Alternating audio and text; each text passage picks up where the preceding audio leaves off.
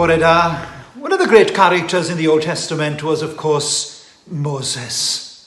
And Moses said these words in Deuteronomy chapter 18 and verse 15. The Lord your God will raise up to you a prophet from your midst, one of your brothers like unto me, and to him you shall listen. There can be no doubt that Moses is a picture of Jesus. There are so many similarities we can discover between Moses and Jesus, and let's consider a few of those this morning. First, of course, both men were born at a time when Israel was under foreign domination. During Moses' time, they were in Egyptian bondage. And during Jesus' time, it was Roman bondage. Both had rulers that tried to kill them shortly after their birth. Pharaoh, of course, as far as Moses was concerned, and Herod, as far as Jesus was concerned. Both spent time in the wilderness before taking on their calling. Both dealt with wicked kings, Pharaoh and Herod. Both dealt with people whose hearts were hardened. Both dealt with lepers. Both were shepherds.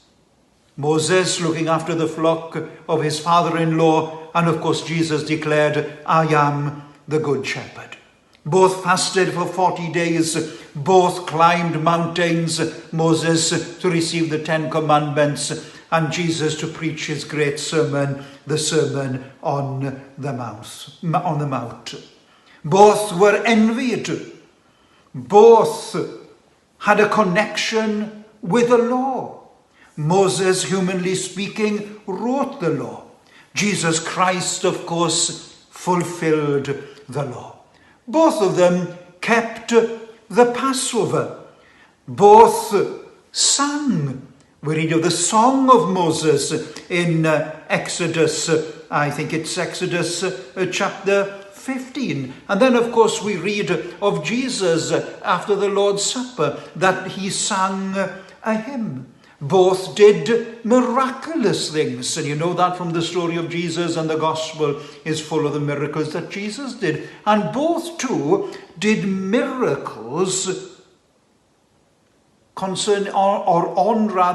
with large bodies of water. Of course, Moses parted the sea, and Jesus calmed the storm and walked on water.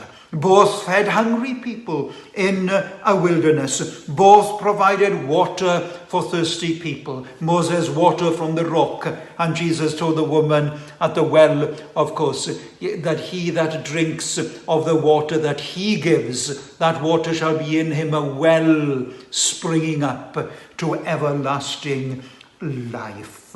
Both, of course, sent out 12 men.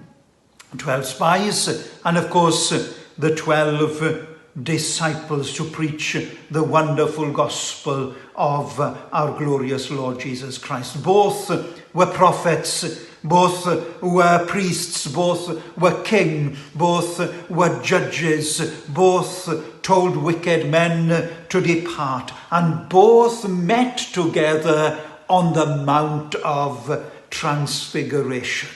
And both, of course, had outstretched arms with 2 men beside them. And in both cases, there was a war going on. As far as Moses was concerned, there was a physical war with Amalek. And in Jesus' case, it was a spiritual war with the devil when he was crucified on Calvary for your sin and mine sin.